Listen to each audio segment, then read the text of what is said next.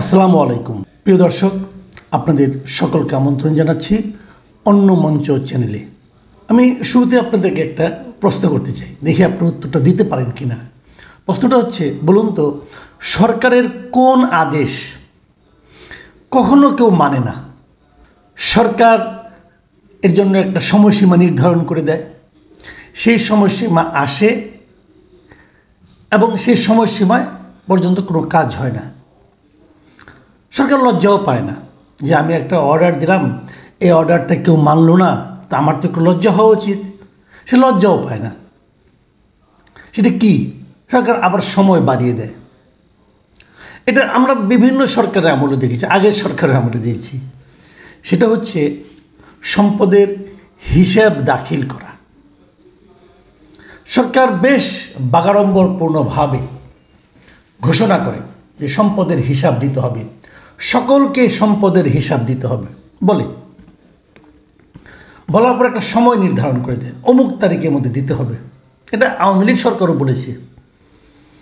এবং বলার পর কেউ সেই হিসাবটা দেয় না। যিনি ঘোষণা করেন তিনিও দেন না, আবার সময় বাড়িয়ে দেন। অদ্ভুত এক দেশ এটা আমাদের, অদ্ভুত এক রাষ্ট্র, অদ্ভুত এক সরকার। অদ্ভুত সরকার একটা না, একাধিক সরকারের কথা বলছি। সবশেষ এবার যে সরকারটা এলো, তারা প্রথমে ঘোষণা করলো যে সম্পদের হিসাব দিতে হবে, এবং প্রথম তারা একটা সময়সীমা নির্ধারণ করে দিল কবে, যে 30শে নভেম্বরের মধ্যে সবাইকে সম্পদের হিসাব দিতে হবে। মানে 15-20 দিন সময় হাতে নিয়ে তারা ঘোষণাটা করলো। কে করলেন? জনপ্রশাসন মন্ত্রণালয়ের যিনি সিনিয়র সচিব মিস্টার মোখলেসুর রহমান বেশ বাগাড়ম্বরপূর্ণভাবে বলেন, সবাইকে সম্পদের হিসাব দিতে হবে, আমিও দেব, সবাইকে দিতে হবে। তারপরে ব্যাখ্যাও দেওয়া হলো যে উপদেষ্টা যারা হয়েছেন তাদেরকেও সম্পদের হিসাব দিতে হবে। 30শে নভেম্বর এলো, 30শে নভেম্বর গেল, হিসাব আর কেউ পেল না, জাতি কোনো হিসাব পেল না। তারপরে মুখ রক্ষা করতে হবে, ডেটটা চেঞ্জ করলো, করে বললো 31শে ডিসেম্বরের মধ্যে দিতে হবে, সবাইকে দিতে হবে। কিন্তু মাথায় রাখবেন, কার কত সম্পদ আছে সব হিসাব দিতে হবে। সম্পদ মানে কি?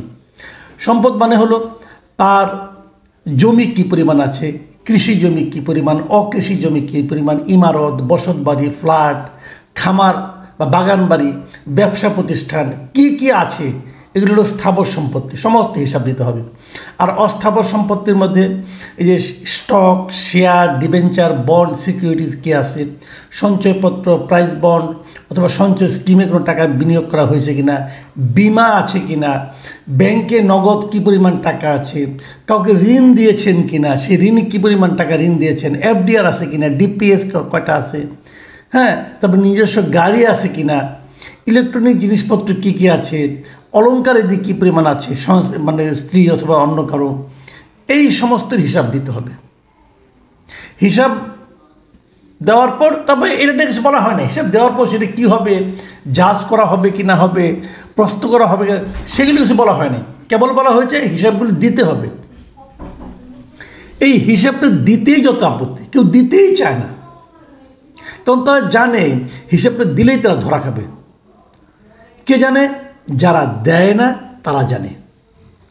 কে কে দেয়? কেউ দেয় না। আচ্ছা, আমি আপনাদের বলছিলাম যে 31শে ডিসেম্বর পর্যন্ত একটা সময়সীমা নির্ধারণ করা হলো। তখনও যখন না পাওয়া গেল, আবার আরেকটা সময় বাড়িয়ে দেওয়া হলো। সেটা কবে করা হলো? যে 15ই ফেব্রুয়ারির মধ্যে হিসাব দিতে হবে। 15ই ফেব্রুয়ারি কবে? আমার জানা মতে এখন পর্যন্ত কেউ হিসাব দেয় নাই। উপদেষ্টারা দিয়েছেন, মোখলেসুর রহমান সাহেব দিয়েছেন কিনা জানি না, প্রধান উপদেষ্টা দিয়েছেন, কেন দেন না? উনি কে? ফেরেস্তা নাকি রে ভাই?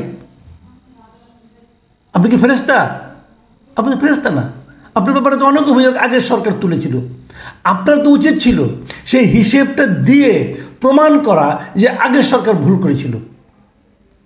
যখন আপনি হিসাবটা না দেন, তখন তো সেই সন্দেহটা দৃঢ় হয়। যখন হাইকোর্ট আপনাকে কর মওকুফ করে দেয়, তখন তো আগের সন্দেহটা দৃঢ় হয়। তো আপনি নিজেকে ট্রান্সপারেন্ট করছেন না কেন? আপনি কি মনে করছেন আপনি সারা জীবন এইভাবে উপদেষ্টা থাকবেন? থাকবেন না তো ভাই। 2 দিন পর আপনি আবার পাবলিক হবেন, আবার তো আলোচনায় আপনি আসবেন। আপনার সম্মান যেটা আপনি অর্জন করছিলেন, যেটাকে আপনি আরও ঊর্ধ্বে তোলার সুযোগ পেয়েছিলেন, সেটাকে তোলার চেষ্টা করছেন? আমাদের চোখে পড়ছে না। আজকাল দেখছি বিভিন্ন সোশ্যাল মিডিয়ায় অনেক উপদেষ্টার দুর্নীতি সম্পর্কে আলোচনা হচ্ছে। অনেকে চ্যালেঞ্জ করছেন, দুর্নীতির অভিযোগ তুলে চ্যালেঞ্জ করছেন যে আমি চ্যালেঞ্জ করে বলছি উনি এই দুর্নীতি করেছেন। কোনো জবাব নাই। জবাব থাকলে তো লজ্জা পেতে হবে, লজ্জা পেলে তো দুর্নীতি করা যাবে না। কাজে এটা যারা দুর্নীতি করে তারা ধরেই নেয়, আমি কিছু মাইন্ড করব না, আমি লজ্জাও পাবো না। আর যদি কেউ লজ্জা না পাওয়ার সিদ্ধান্ত নেয়, তাকে আপনি লজ্জা দিবেন কিভাবে? উপদেষ্টারা কেন চাকরির প্রথম দিনই, দায়িত্ব নেওয়ার প্রথম দিনই তার হিসাব জমা দেয় নাই? কেন দেয় নাই? মানে মতলব আছে একটা, সেই মতলবই সমস্যা। আমি আজকে 15 তারিখ, আমি একটা সাধারণ মানুষ, আমি তো অত ভিতরের খবর রাখবো না, কিন্তু আমি এই যে ডেটগুলি দেওয়া হয়েছে এগুলো আমি মিডিয়াতে পেয়েছি। মিডিয়াতে ডেটগুলোর কথা উল্লেখ করা হয়েছে, কিন্তু মিডিয়াতে এখন পর্যন্ত 15 তারিখ পর্যন্ত, 15 ফেব্রুয়ারি আজকে শেষ দিন পর্যন্ত কে কে হিসেব দিয়েছে সম্পদের, তার কোনো নাম আমি এখনও জানতে পারিনি। আপনারা কি পেরেছেন? পারেননি। তার মানে কেউ সম্পদ হিসাব দেয় নাই। কাজে আমি যদি জনগণ হিসেবে ধরে নেই এরা সবাই মোটামুটি কম বেশি চোর, তাহলে আপনি আমাকে খুব বড় অপরাধী মনে করবেন? প্রিয় দর্শক, আপনারা 2 দিন ওয়েট করেন, কারণ এর মধ্যে যদি আবার ডেট বৃদ্ধির ঘোষণা আসে, আমার ধারণা সেটাই আসবে। অথবা যদি সম্পদের কোনো হিসেব কেউ না দেয়, যদি কেউ দিয়েছে বলে আপনারা জানতে না পারেন মিডিয়ার মাধ্যমে, আপনি নিশ্চিন্তে ধরে নেবেন এরা সবাই চোর, এবং ধরে নেবেন এবং সেটা প্রচার করবেন। এই লোকগুলিকে সোশ্যালি, সামাজিকভাবে অপমান করবেন আপনারা, যে এই লোকগুলি চোর, বড় বড় কথা বলে কিন্তু আসলে তারা চোর। চুরি করার জন্য তারা দায়িত্বে বসেছে, চুরি করার জন্য তারা আমলা হয়েছে, চুরি করার জন্য তারা সরকারি চাকরি নিয়েছে, চুরি করার জন্য তারা সরকারের দায়িত্ব নিয়েছে।